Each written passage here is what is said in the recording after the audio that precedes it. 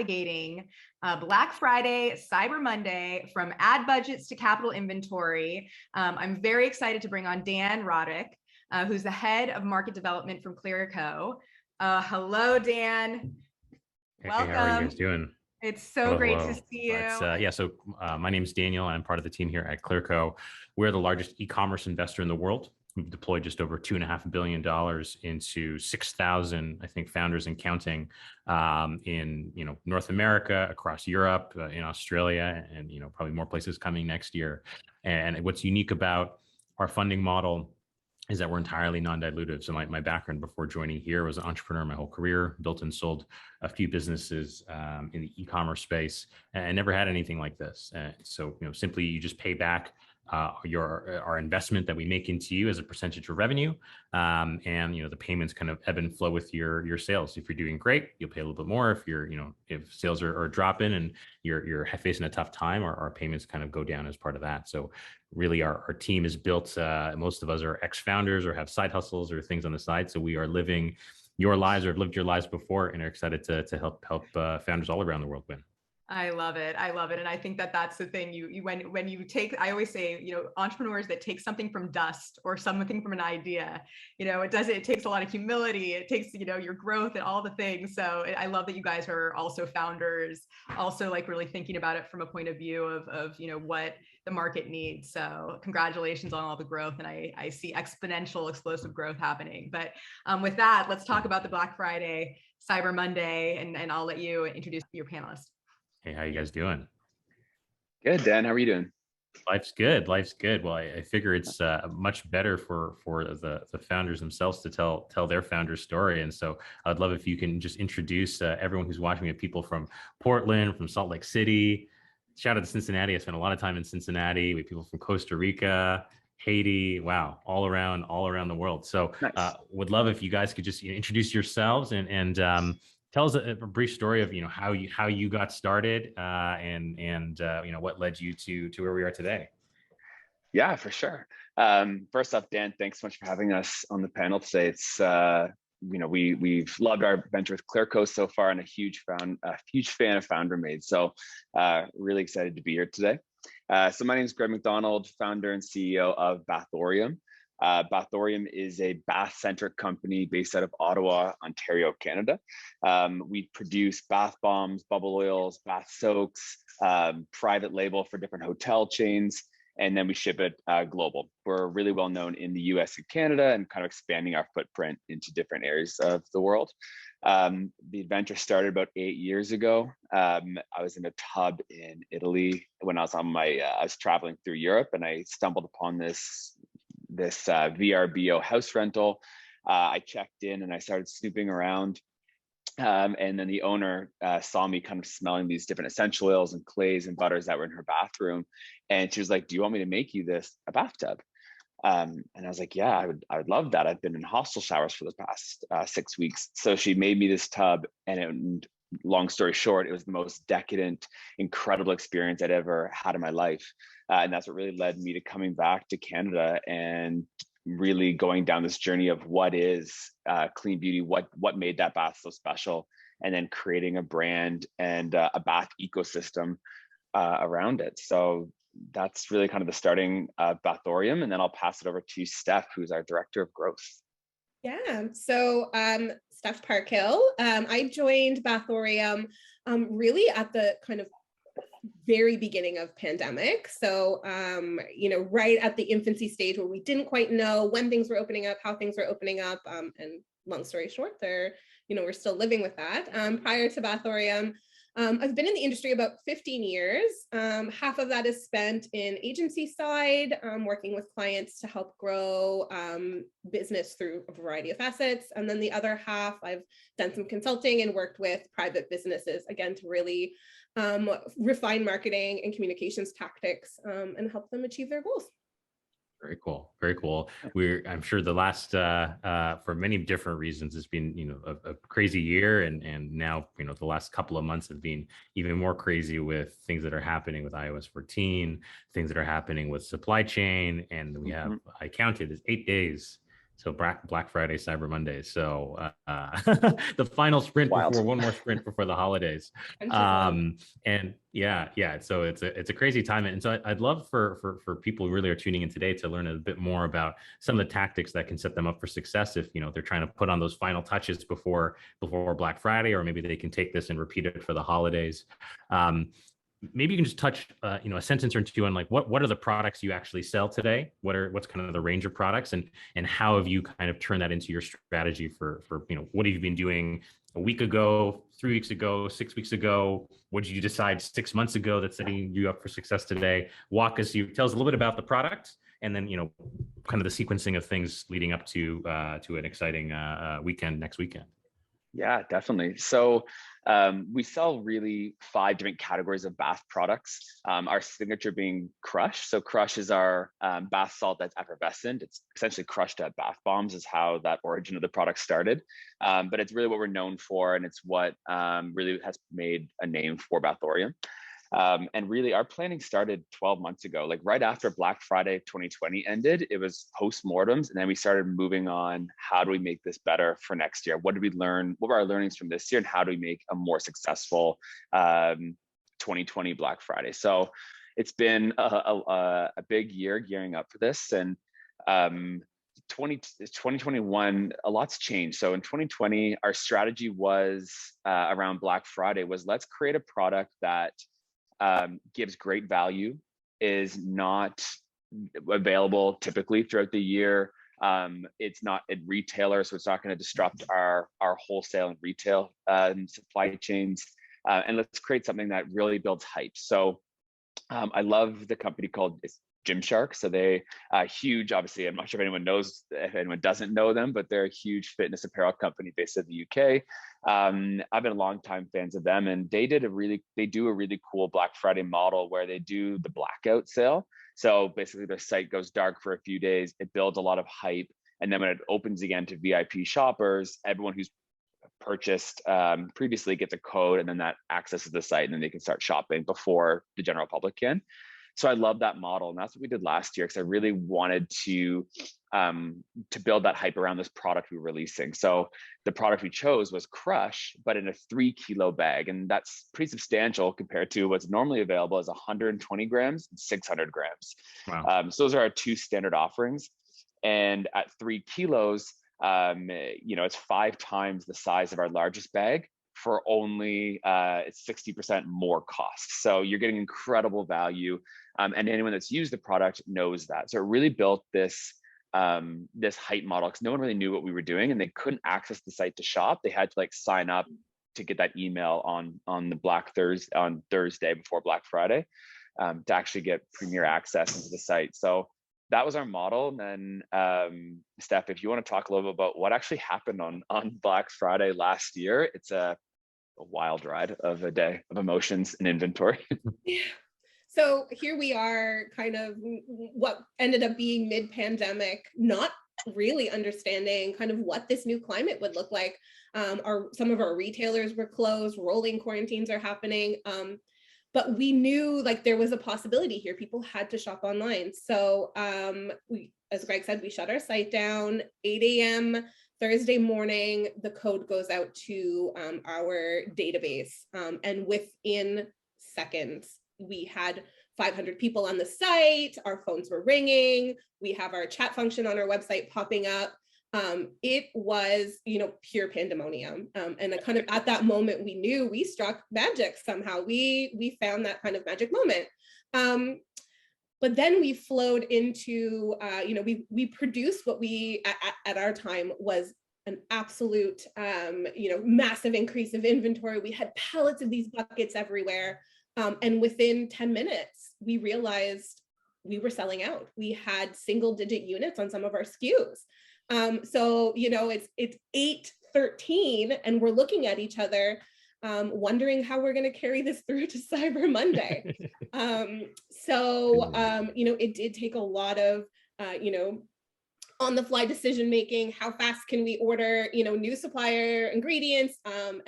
Fortunately, we were able to roll out a couple releases, which worked well. And we were able to, the worst thing is leaving customers unhappy at the time. So our main goal was making sure we could keep going as long as we could without compromising our product quality. So it was really, really fascinating. So we saw, a 40% open rate right away on the email, which is very much higher than we would normally see for our kind of more lifestyle emails, and the 500 people on site and everyone having this buzz, and very soon social kicked in. So it was this really kind of great magic moment that we are trying to replicate now. So kind of as we ended up, and I do, we planned for maybe $50,000 to $80,000 in sales that day. But we ended up selling out, and we ended up making enough product to get to 150,000. And that was the point we had to cut off. 3 times is as far as we could go. So kind of that's where we ended up leaving it off. And so fortunately, as the bucket sold out, people were still diving for our other, product offerings. So we were able to keep the sales going through Monday, which was great. That's awesome. And I think the hardest part in this whole thing is obviously that worked well. It's somewhat probably hard to exactly measure how much could I've really, really, really sold, like, because you're on the fly, you're adjusting to not try to, kill all the inventory. So when you think about for this year, the simple answer is just, whatever the new SKU is that you guys are dropping this year, buy more of that, buy 3 times more of that. But how are you thinking about, when you debrief that and you started planning for inventory this year, what are the data points you're looking at to even try to estimate, here's how much I should stock up on? What was your plan if this thing happened again? What's the plan if it, doesn't go as hot as you hope? Like, walk us through your decision-making since that very successful first run at it. For sure. I mean, what's really added a layer of complexity on for this year is the global supply chain. So Bathtorium, we make all of our products here in-house. So we own all of our production houses and we own all of our fulfillment houses. But what we didn't see coming when we started planning Black Friday last year was the fact that coconut milk powder now runs at almost 1,000% increase, and certain oils that come in from Australia, that come in from France, like they either aren't coming because of freight, and we have to look at alternate suppliers, or the cost is coming in absorbently high. So we've had to really look at our offering and adjust the inventory based on what costs us, like what can we actually put out this year, like what's physically available within Canada. We purchased all the coconut milk from probably every producer in North America. So, and that's still not enough. So we're running into some complexities there as we planned for inventory and plan for what this year is going to look like. So that's something we didn't see coming. But in terms of data points, we looked at, so in our post-mortem last year, we looked at, what was customer service saying? Things were selling out so quickly. As you mentioned, Dan, it was hard to know what we could have sold on that SKU because it sold out at 8:15, and we didn't get back in stock until the next day. So we're really looking at our sales data for this year. I mean, we've acquired tens of thousands of new customers in 2021. So it's like, what did they buy? What are the most common SKUs? What can we look at the math on that, and then layer on the complexity of, well, what can we make and what's not going to drown the certain areas of the business. And so that was a big data point that we looked at. Steph, if you want to talk a little bit about the data that we looked at in terms of how we're actually planning this year, and on how we're going to what SKUs we're going to push out. Yeah, absolutely. So looking at the data points kind of from the customer angle, looking back, I saw we only were able to kind of capitalize on 50% of our returning customer base last year. And that's 100% because we sold out. So the biggest thing this year is, how do we best serve our repeat loyal customers? And we're so fortunate that if somebody tries Bathtorium once, our repeat customer value is quite high. They do come back. So this year, our plan is to really segment and kind of white glove service, give access to our repeat customers, make sure that they know about it in multiple facets, and then make sure we have enough inventory to switch over to that new customer acquisition mode, and over the weekend then acquire those new customers kind of through this amazing deal that we have. So we will be bringing the same SKU back this year, obviously with increased quantities and as best we could. At the start of the year, we did plan for this massive amount of growth, in the inventory we can offer. Unfortunately, again, due to the supply chain issues and what we're able to, we have kind of limited what we can on a couple of those SKUs, just to make sure we're not sacrificing product quality and we're not putting, our wholesalers at a risk of not having the products they need, and just kind of factoring that in. So, as bold and bright as we're going forward, we're not just turning on the taps, which I think is a really kind of important point. You kind of have to scale to the point that you can successfully do everything at 100%. Yeah. You mentioned your wholesale partners, and that's a topic I'd love to segue to, because it's so impressive that you guys had an amazing Black Friday, Cyber Monday last year, and generally have been doing very, very well on D2C. But when our two companies started working together, you were more of a B2B company, wholesale, retail, and you've now built this amazing D2C business. So can you tell a bit more about how, what are some of the things you did to successfully evolve the business that way, to go from retail sales to online?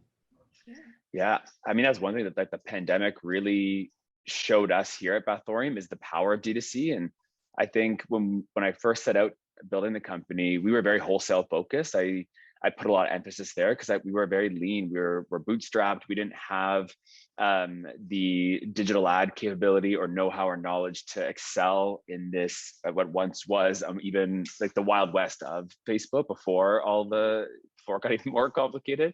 But what I knew how to do was to sell in person. So I could sell at B2B trade shows. I could go to desk sites. I could sell into buyers. I could really make a successful business there. When the pandemic hit and before Stephanie had joined our team, we had run very minimal ads. We did retargeting via apps, but D2C wasn't a focal point. And then when all of our retailers had to close down, well, people went online to find us. And that really led to this massive wave of people looking to find us, but also people just leaning in to the power of the bath and bath rituals during quarantine and, detoxing from your family within your quarantine. And then we led with that marketing. So we really doubled down on that. And how does our product actually help the world right now when they're stuck at home and they're prioritizing self-care and they're prioritizing me time and they need these routines so they stay mentally healthy and mentally well. And that narrative really did well for us. And that's when Stephanie came on board to really try and harness in how do we foster a community of customers that we never really had to foster before, because our community was our buyers, and our community on Instagram are people that would have found us through our retailers, but they didn't really interact with us. They didn't know our buying journey. They didn't know what our brand was as well. And so that's something we really had to craft, and we really created a community that's extremely loyal, and they are, we're layering education along with product. So this industry of bath was always an afterthought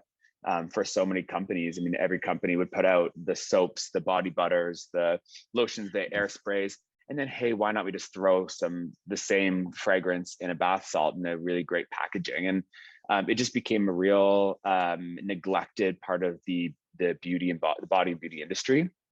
And we really made ourselves we're educating of why we're doing what we do, what's in our ingredients, why are these not bath salts, why are these bath soaks, why shouldn't you be using bath bombs that are black and blue and full of unicorn poop fragrant oil? It's not, there's things that were just it wasn't talked about, it's not as well known. So Steph was really great at telling that story through social channels, through events, through founder chats, through really great channels that we can reach more people. So we've really had to build this. We basically had to not reinvent ourselves. We had to polish what was our D2C strategy during the pandemic, and it's done very well for us. And as we're slowly wrapping up, I encourage the chat, if anyone has questions, please drop them in either to the Q&A or just the open chat, and we'll try to get to them as we wrap up here. One point in our prep we talked about was I guess you can call this your SKU or product strategy, and ensuring there is not channel conflict between what's going online versus what's available in store. Can you share a bit more about how you thought through that and how you made decisions on what goes where, what you stock where? Steph, do you want to take this one? Yeah, of course. So we do have a couple layers of kind of in-store experiences. So we have our wholesalers, but we do also have a fully branded Bathtorium store here in Ottawa at Rideau Centre, one of our larger malls. So it is truly, we have this omni-channel experience now where over the last year, as I've come on, we didn't have a huge, really dedicated following in Ottawa. And that was one of the layers that I put in. I mean, our community, we wanted to be part of our local community as well, even though, we're shipping to New Zealand and across the world, and we have all these huge, partnerships in the US. So growing that Ottawa community, it made it kind of a feasible opportunity for us to open this brick and mortar store. So now we have this audience to segment of, we want to push them online if it's easier, but we want to push them to Rideau if it's easier. And how do we stock that? So just being mindful, I think this year we will have our dedicated SKU in product. We have dedicated a whole center table to it.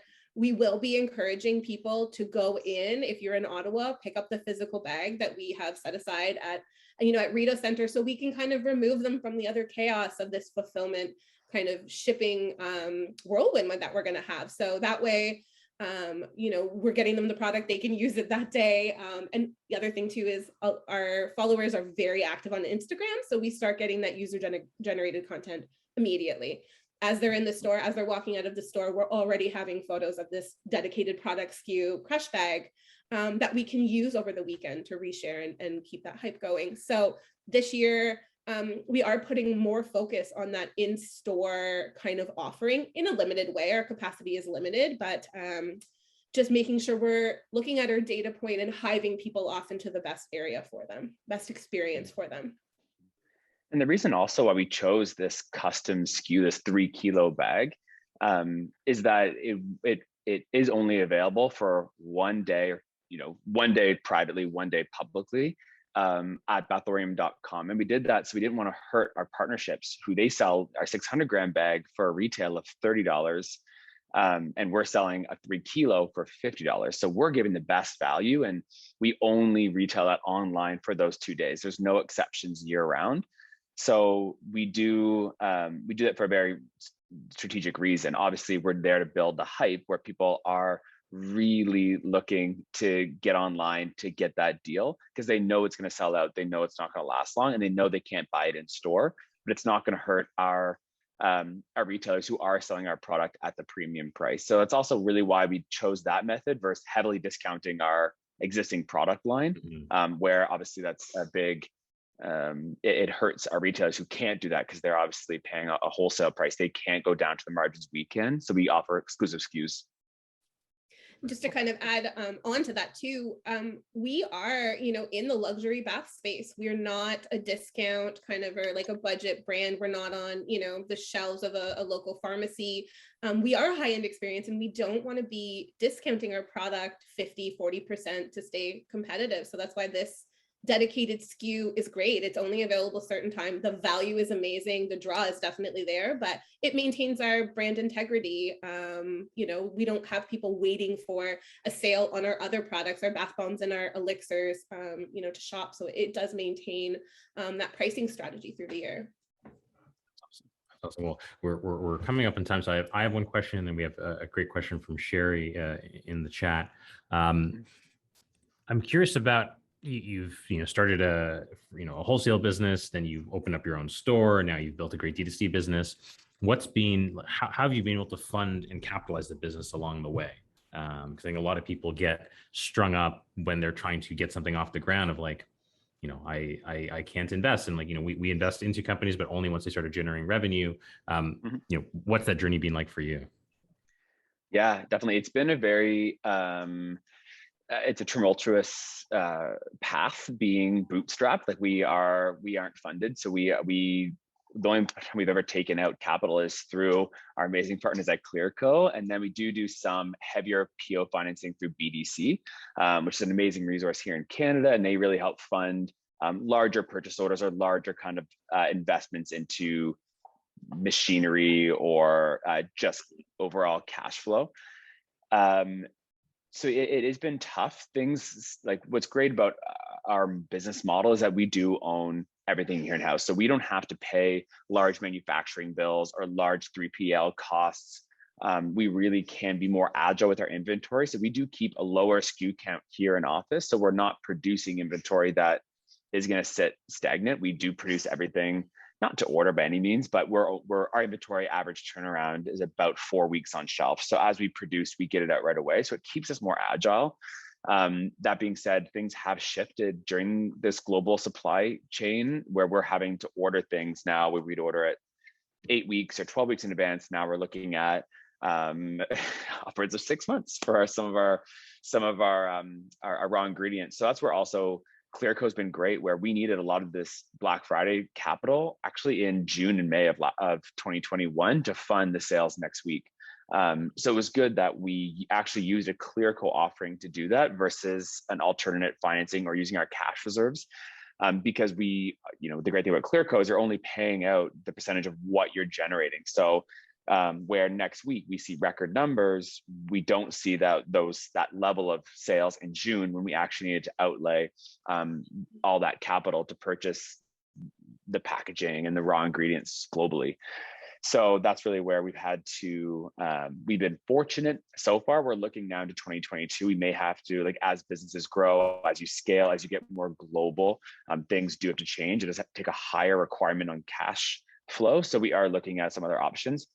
It's not giving up equity. It's something that I really want to stress is giving up your equity should be really thought out. If it's just cash, there's a million other options. Do not give up equity unless you have to, or it's a very strategic partner coming on board and they're giving you way more than cash.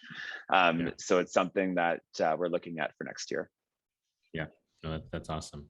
And Silka had just dropped that into the chat. So for anyone who feels like that could be of help to them, you can go to clear.co/partner/foundermade. And our team would love to help you out. We can finish with this question from Sherry, which will take us to before Bathtorium. And her question is, if you have many ideas every day and are exposed to many business models, how can you successfully go through the ideation process and choose one to focus on? And, if you want to pursue them all, how do you pick which one to focus on? And so, we can talk about the tactics of day-to-day decisions, but I'm curious, before Bathtorium, what was the other business you would have launched if it wasn't this, and how did you end up deciding on this versus every founder is very, very not idea star, what's the opposite, idea rich? Yeah, exactly. That's an amazing question. That's a panel on itself.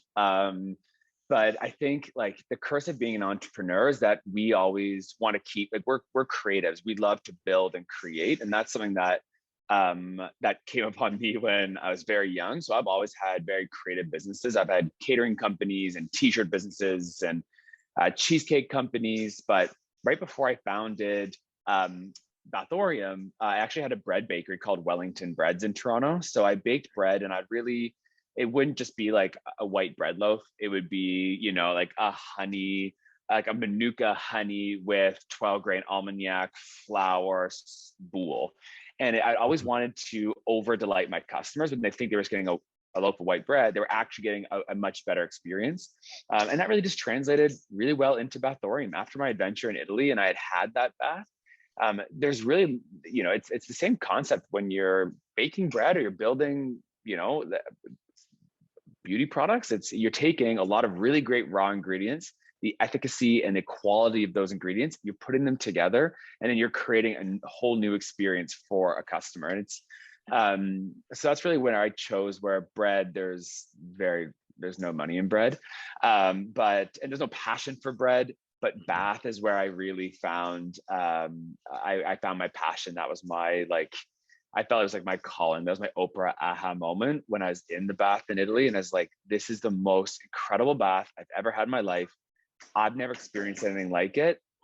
There's something it was almost like I knew, and you have passion for it. And you see so many companies start today where their models a drop ship, or it's an AliExpress models, or they're looking for keyword opportunities and whatnot. And I really love working with entrepreneurs who have passion for their product, and or it's a hobby, it's a love, and they've monetized it somehow. Those are the entrepreneurs that their businesses are going to stand the test of time, because there's grit and there's you have so much passion behind what you do, and you know it works because you're in that industry yourself. So I really recommend looking at what do you love to do? Like, what do you love to do, and answer that question, and then find a way to build a business around it, versus looking at opportunities and looking at trends and seeing where you can just make a quick buck or jump onto that bandwagon. It's really important to have that your heart in your business. Love it. Well, no better way to finish off. Thank you both for an amazing half hour together, and thank you all for everyone in the chat for tuning in. I mean, Gregory, you're speaking to an entrepreneur's soul, the creativity. I get it 100 times over. But that I think is, and it's funny, my dad's an entrepreneur, came from India with a backpack and nothing else, started a tech company. And he said to me, and he's 75 now, he said to me, you know what I love about building businesses? He goes, it just starts with this idea. And then you look back after 20 years or however he ran his company for 20 plus years.